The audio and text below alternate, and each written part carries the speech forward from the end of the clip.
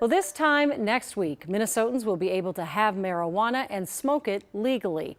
One of the biggest concerns for law enforcement is people driving while under the influence of pot.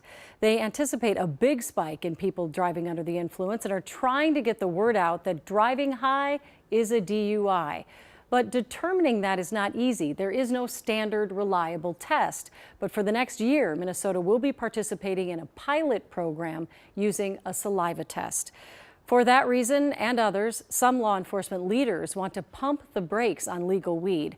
Jennifer Hoff spoke with a former police chief about the problems he anticipates. Jennifer? Julie, law enforcement is most concerned about the time between when cannabis becomes legal in 1 week now, and then when people can buy it from a licensed business, which is still about a year and a half away.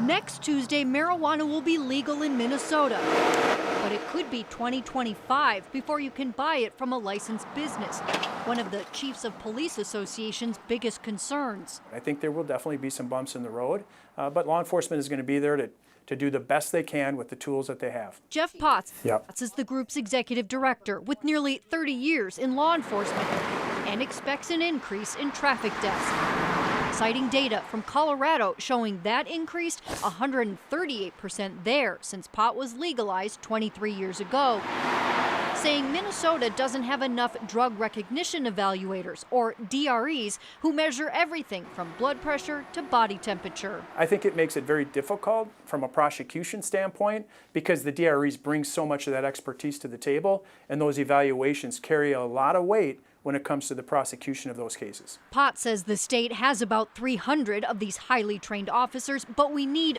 4 times that. The legislature just approved $10 million for more training. That includes 80 hours for each one. That's a significant amount of time away while you're already probably understaffed.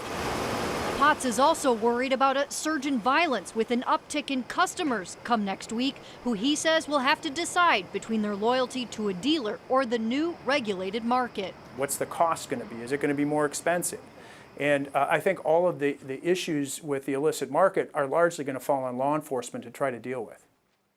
Potts said he had also hoped that lawmakers would have aligned when that market comes online with the day that cannabis is actually legal, just to give these public safety officials some more time to prepare, especially since there may not be one of those reliable saliva tests, not even available maybe for another 2 years.